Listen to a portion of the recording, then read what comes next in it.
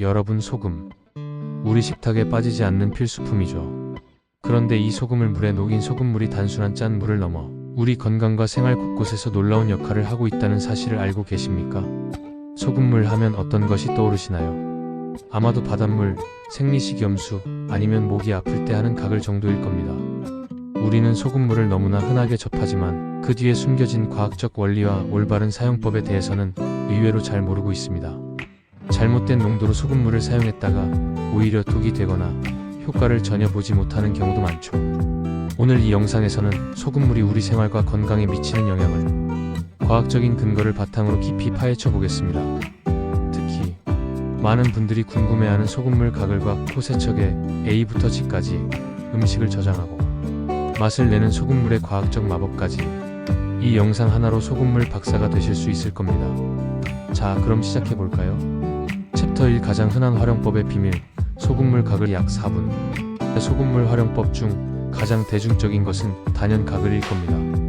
목이 칼칼하거나 잇몸이 부었을 때 어르신들부터 추천받는 방법이죠. 과연 소금물 가글의 효과는 과학적으로 입증된 사실일까요?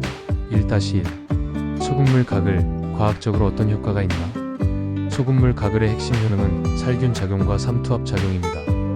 살균 및 소염 작용. 소금, 즉 염화나트륨은 예로부터 방부제로 쓰여온 물질입니다. 소금물은 입안의 환경을 미생물이 번식하기 어려운 상태로 만들어줍니다. 특히 인후염이나 잇몸 염증이 있을 때 소금의 소염 작용이 염증 부위의 부기를 가라앉히고 통증을 완화하는 데 도움을 줍니다. 삼투압 작용을 통한 부기 완화. 소금물을 입에 머금으면 농도가 낮은 염증 부위의 세포속 수분이 농도가 높은 소금물 쪽으로 빠져나옵니다. 이것이 바로 삼투압 현상이죠. 이 현상으로 인해 염증으로 부풀어 오른 조직의 부기가 일시적으로 감소하면서 통증이 줄어드는 효과를 볼 수 있습니다. 산도 중화 및 구취 제거. 소금물은 입안의 산성도를 중화시켜 구강 내 세균 번식을 억제하고 이로 인해 발생하는 구취 제거에도 도움을 줍니다. 1-2 소금물 가글 효과를 보려면 농도가 생명. 그런데 여기서 가장 중요한 포인트가 있습니다. 바로 소금물의 농도입니다. 너무 묽어도 너무 진해도 효과가 없거나 오히려 구강에 해가 될 수 있습니다. 의학적으로 가장 안전하고 효과적인 농도는 우리 몸의 체액 농도와 비슷한 0.9%입니다. 이것이 바로 생리식염수의 농도입니다. 적정 농도 0.9%, 물 100ml에 소금 약 0.9g 티스푼으로 아주 소량을 섞는 정도입니다. 이 농도는 점막에 자극을 주지 않으면서 세척 효과를 볼 수 있습니다. 고농도 2-3%, 급성 인후통이나 잇몸 통증이 심할 때는 일시적으로 2-3% 정도의 진한 소금물로 가글하면 부기 완화에 도움이 될 수 있습니다.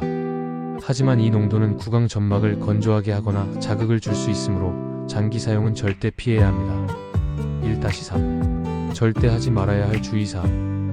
소금물 가글 시 이것만은 꼭 지켜주세요. 횟수는 하루 2-3회 이내.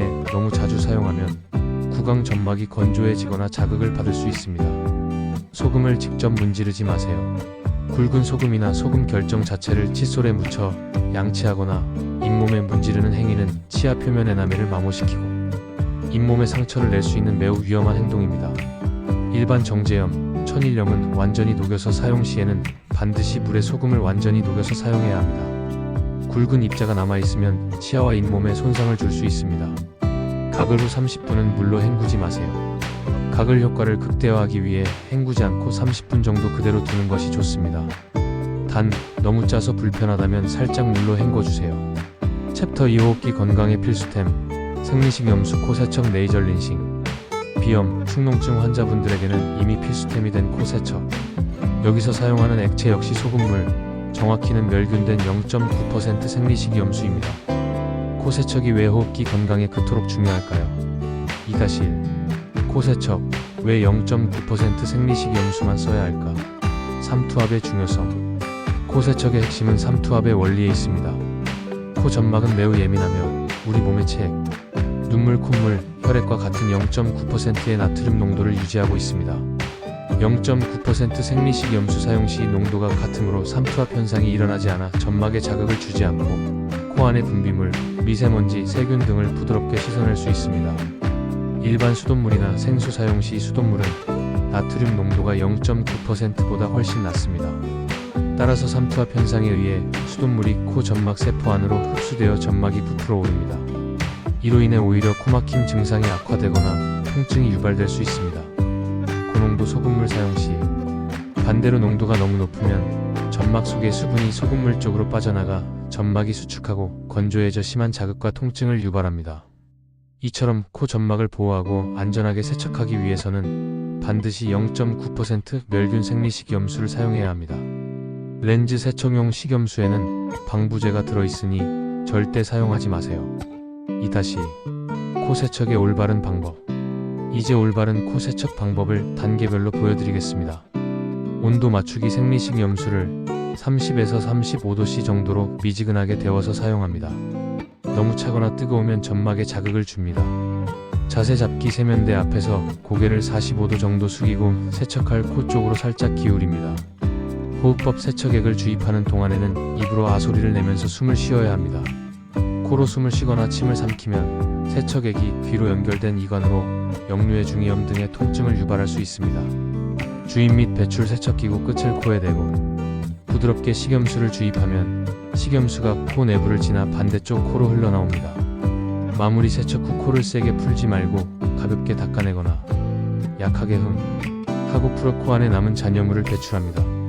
코를 세게 풀면 이관 압력이 높아져 귀에 통증이 올 수 있습니다. 챕터 3 소금물의 과학 삼투압과 염장의 원리.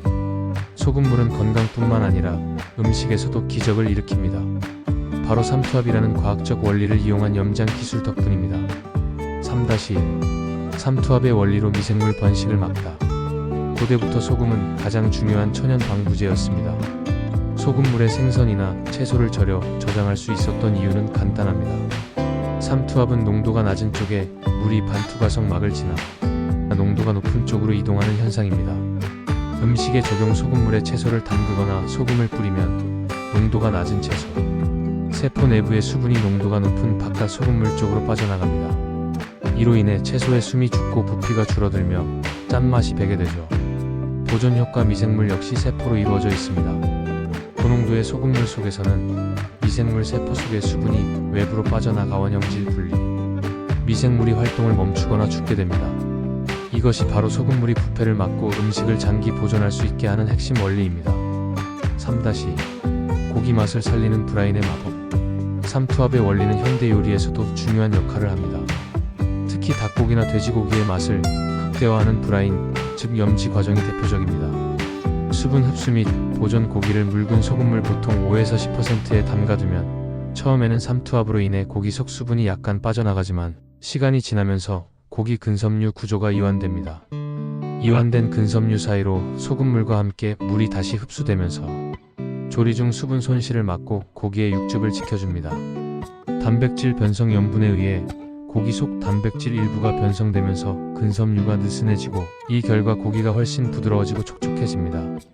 맛의 향상. 소금물이 고기 전체에 고르게 침투하여 간이 배어 맛을 향상시키는 것은 물론 소금은 음식의 쓴맛을 억제하고 단맛을 강화하는 미각적인 효과도 있어 풍미를 더욱 깊게 만듭니다. 챕터 4 소금물 건강법. 오해와 진실 팩트체크. 최근 몇 년간 일부 건강 채널과 블로그에서는 소금물을 마시면 만병통치약처럼 몸이 해독되고 면역력이 강화된다는 주장이 퍼지기도 했습니다. 과연 이 주장들은 사실일까요? 의료 전문가들의 의견을 바탕으로 진실을 확인해 보겠습니다. 4-1 소금물을 마시면 체내 염분 농도가 0.9%로 맞춰진다. 이것은 사실이 아닙니다. 우리 몸은 항상성이라는 놀라운 능력을 가지고 있습니다. 체액의 염분 농도가 0.9%로 일정하게 유지되도록 우리 몸이 알아서 조절합니다. 우리가 소금물을 마시든 맹물을 마시든 체내 염분 농도는 몸이 최적의 상태를 위해 조절합니다. 4-2 고농도 소금물 섭취는 심각한 건강 위험을 초래한다. 특히 고혈압 환자나 신장 기능이 약한 분들은 소금물 섭취에 대해 극도로 주의해야 합니다. 소금, 즉 나트륨을 과다하게 섭취하면 혈액 속의 나트륨 농도가 높아집니다. 우리 몸은 농도를 낮추기 위해 혈관 속으로 수분을 끌어들입니다. 혈압 상승. 혈관 속 수분량이 증가하면 혈액량이 늘어나고 혈관이 받는 압력이 커지면서 고혈압이 유발되거나 악화됩니다. 신장 과부하. 신장은 과도한 나트륨과 수분을 배출하기 위해 무리하게 작동하게 되어 신장에 큰 부담을 줍니다. 심하면 요로 결석이나 신장병 위험이 높아질 수 있습니다. 칼슘 배출 나트륨을 과다하게 배출하는 과정에서 우리 몸에 필요한 칼슘까지 소변으로 함께 빠져나가 골다공증 위험을 높이기도 합니다. 소금이 우리 몸에 필수적인 미네랄인 것은 맞습니다. 하지만 이미 일반적인 식사만으로도 충분한 양을 섭취하고 있습니다. 건강을 위해 소금물을 굳이 마실 필요는 없으며 특히 미네랄 보충을 위해 소금물을 마신다는 것은 위험할 수 있습니다. 미네랄은 신선한 채소나 과일로 충분히 섭취하는 것이 가장 안전하고 건강한 방법입니다. 4-3. 소금의 순기능은 부족할 때 나타나는 문제. 그렇다고 소금을 무조건 악마화할 수는 없습니다. 나트륨은 우리 몸에서 삼투압을 유지하고 신경신호를 전달하는 등 생명 유지에 핵심적인 역할을 합니다. 소금 부족 시 심하게 땀을 흘렸거나 탈수 상태일 때 소금이 부족해지면 구토, 두통, 무기력증, 어지럼증 등이 나타날 수 있습니다. 이럴 때는 전해질 음료나 소금이 들어간 물을 섭취해 균형을 맞춰주는 것이 필요합니다. 핵심은 균형입니다. 과도한 섭취는 경계하고 소금물의 효과를 볼 수 있는 부분, 가글, 코세척, 음식 조리에서 올바른 농도를 활용하는 것이 현명한 방법입니다. 오늘 우리는 단순한 소금물 뒤에 숨겨진 다양한 효능과 과학적 진실을 알아보았습니다. 소금물은 올바르게 사용했을 때 목과 코의 염증을 완화하고 구강을 청결하게 해주는 훌륭한 생활 속 건강관리 도구가 되어줍니다. 특히 비염이나 감기 증상이 있을 때는 0.9% 멸균, 생리식 염수를 활용한 코 세척이 큰 도움이 될 수 있다는 점 기억해주세요. 하지만 소금물을 만병통치약처럼 여기고 고농도로 섭취하는 것은 고혈압, 신장 건강에 심각한 위험을 초래할 수 있으니 반드시 피해야 합니다. 소금물의 힘은 강력합니다.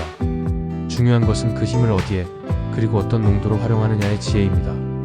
오늘 영상이 여러분의 소금물 활용에 대한 궁금증을 해소하고 더 건강하고 현명한 생활을 하는 데 도움이 되기를 바랍니다.